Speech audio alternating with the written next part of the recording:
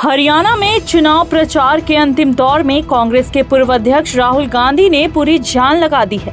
आमतौर पर चुनाव प्रचार के अंतिम दिनों बड़े नेता तूफानी रैलियां करते हैं और कोशिश करते हैं ज्यादा से ज्यादा रैलियां करें। इसके उलट राहुल गांधी ने नया ट्रेंड निकाला है। उन्होंने अंतिम दौर में हरियाणा विजय संकल्प यात्रा शुरू कर दी। अंबाला के नारायणगढ़ में यात्रा शुरू करते समय कांग्रेस की जनसभा में राहुल गांधी और प्रियंका गांधी सहित सभी बड़े नेता मौजूद रहे। दलित समाज की बड़ी नेता शैलजा की नाराजगी की बातें कही जा रही थी, लेकिन वे भी राहुल की जनसभा में नजर आए। इससे कांग्रेस दलित समाज में संदेश देने में कामयाब रही कि उनकी नेता की उपेक्षा नहीं की जा रही है। राहुल ने रैली में बीजेपी पर करारा हमला बोला। राहुल गांधी अपनी सभाओं में हरियाणा गौरव और बेरोजगारी का मुद्दा उठा रहे हैं। वो अमेरिका में डंकी रूट के जरिए पहुंचे हरियाणा के युवाओं की कहानी बता रहे हैं, जिसका खासा असर हो रहा है। अभी मैं अमेरिका गया। अमेरिका में छोटे से घर में, छोटे से कमरे में, मतलब 10 फुट 15 फुट बाय 15 फुट, उसके अंदर 15-20 हरियाणा के युवा। मैंने आपसे पूछा ये अमेरिका में क्यों बैठे हैं? ये हरियाणा से क्यों भागे? उनसे मैंने पूछा, पता नहीं आपने वीडियो देखा नहीं देखा, उनसे मैंने पूछा भाई आप बताओ हरियाणा में इतनी कमी क्या है कि आप गए? कहते हैं राहुल जी हम सिर्फ गए नहीं, जान पर खेल कर गए। पहले हम टर्की गए, टर्की के बाद हम कजाकिस्तान गए, कजाकिस्तान के बाद हम कोलंबिया गए, कोलंबिया के बाद सूरीनाम, सूरीनाम के बाद पनामा। पूरी दुनिया के चक्कर काटे, बोट में गए, बोट डूब गई। इस मौके पर प्रियंका गांधी ने भी किसानों के मुद्दों पर बीजेपी को घेरा। प्रियंका ने कहा कि पहले बीजेपी ने एमएसपी पर किसानों से विश्वासघात किया, पहलवानों को सड़क पर बिठाया। आत्मसम्मान और न्याय से जीना है तो इस सरकार को फेंक दो। नौजवानों के लिए क्या मिला? बेरोजगारी मिली, अग्निवीर जैसी स्कीमें मिली, जिससे आपको बताया गया कि आप सरहद पे भी जाएंगे, शहीद होने को तैयार होंगे, तब भी आपको कुछ नहीं मिलेगा। 4 साल बाद वापस आइए और फिर से बेरोजगारी का आप संघर्ष करिए। पहलवानों को देखिए, हमारे खिलाड़ी हैं, इनके साथ क्या किया गया? हमारा सम्मान रखते हैं, पूरा देश देखता है, ओलंपिक्स में जाते हैं, हिम्मत करते हैं, इतनी मेहनत करते हैं। मैं जानती हूं कि गांव-गांव का बच्चा हरियाणा में मेहनत करके आगे बढ़ता है स्पोर्ट्स में, और उनके साथ क्या किया गया? उनको सड़क पे बिठाया गया, आंदोलन करते रहे। प्रधानमंत्री जी के पास 5 मिनट का समय नहीं था कि वो मिलने भी चले जाएं। कांग्रेस की हरियाणा विजय संकल्प यात्रा बीजेपी का गढ़ कही जाने वाली जीटी रोड बेल्ट के 3 जिलों अंबाला, कुरुक्षेत्र और यमुनानगर से होकर गुजर रही है। इस दौरान पहले दिन राहुल गांधी 12 विधानसभा सीटों को कवर करते हुए शाम के कुरुक्षेत्र के थानेसर पहुंचे। इसी तरह 1 अक्टूबर तक राहुल घूम घूम कर लोगों को कांग्रेस के लिए वोट मांगेंगे। अब सवाल ये है कि आखिर राहुल इतनी मेहनत क्यों कर रहे हैं? तो जवाब है कि इस बार हरियाणा में कांग्रेस की सरकार बनती दिख रही है। शुरू से बीजेपी के मुकाबले कांग्रेस को अपार जन समर्थन मिलता लग रहा था, लेकिन पीएम मोदी, सीएम योगी आदित्यनाथ और गृह मंत्री अमित शाह की ताबड़तोड़ रैलियों ने कुछ हद तक बीजेपी की स्थिति सुधार दी। बीजेपी की रणनीति है कि 90 सीटों में से किसी तरह 30 सीटें भी आ जाएं तो फिर 15 सीटों का जुगाड़ वो छोटे दलों के साथ मिलकर कर लेगी। उधर कांग्रेस को शुरू में रह रहा था कि वो 65 सीटें आसानी से निकाल लेगी।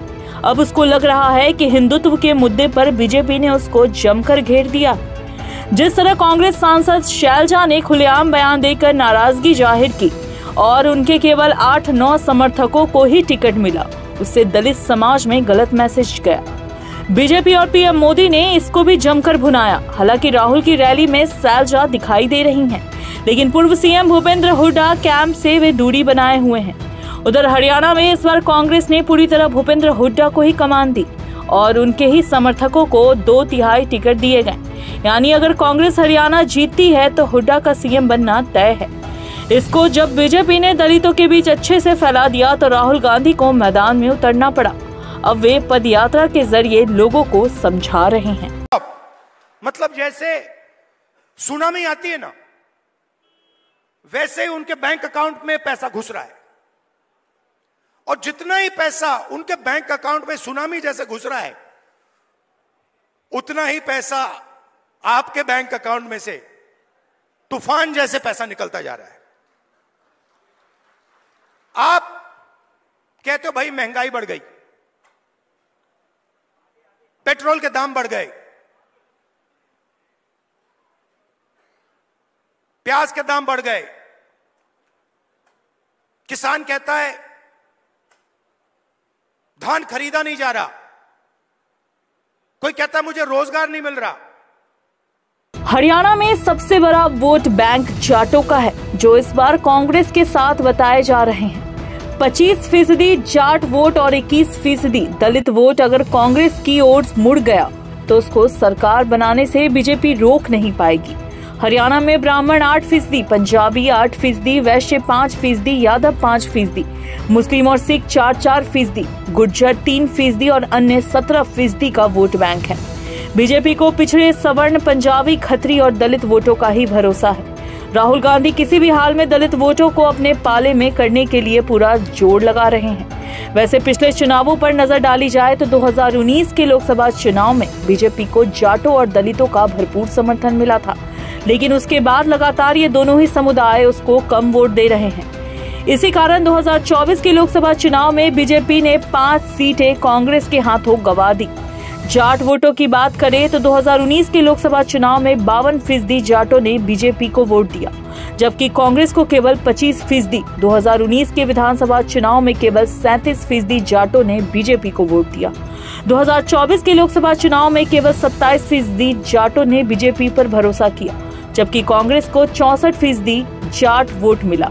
इसी तरह दलित वोटों की अगर बात करें तो 2019 के लोकसभा चुनाव में हरियाणा के 51% दलित वोट बीजेपी को और 25% कांग्रेस को मिले। 2019 के विधानसभा चुनाव में बीजेपी को 39% और कांग्रेस को 20% वोट मिले, लेकिन 2024 के लोकसभा चुनाव में बीजेपी को केवल 24% दलितों ने वोट दिया, जबकि 67% वोट कांग्रेस को दिए। इन दो बड़े वोट के इस बार भी कांग्रेस की ओर झुके होने से तय है कि हरियाणा में कांग्रेस भारी बहुमत से सरकार बना सकती है। मुद्दों की बात करें तो हरियाणा में बेरोजगारी के मुद्दे पर लोग बीजेपी सरकार से नाराज हैं। 9 साल 118 दिन सीएम रहे मनोहर लाल खट्टर को लेकर जनता में खासी नाराजगी देखी जा रही है। इसलिए बीजेपी ने खट्टर को पहले सीएम पद से हटाकर नायब सिंह सैनी को सीएम बनाया और फिर चुनावों मंचों पर भी नहीं बुलाया। बीजेपी जताना चाह रही है कि बीती बातें लोग भूल जाएं और नायब सिंह सैनी के 56 दिनों के कार्यकाल के आधार पर वोट करें, लेकिन कांग्रेस भूलने नहीं दे रही। कांग्रेस किसान, जवान, पहलवान के मुद्दे और फ्री वाली गारंटी के दम पर हरियाणा के लोगों को खुश करना चाहती है, जबकि बीजेपी पीएम मोदी के सहारे पुराने करप्शन के मुद्दों को उठा रही है। जिस तरह 10 साल पहले कांग्रेस की सरकार में पर्ची खर्ची और प्रियंका गांधी के पति रॉबर्ट वाड्रा पर जमीनों में गड़बड़ी करने के आरोप लगे थे, बीजेपी जनता को वही याद दिला रही है। इसी तरह पीएम मोदी ने दलित वोटरों को कांग्रेस से दूर करने के लिए यहां तक कहा कि कांग्रेस दलित समाज से नफरत करती है।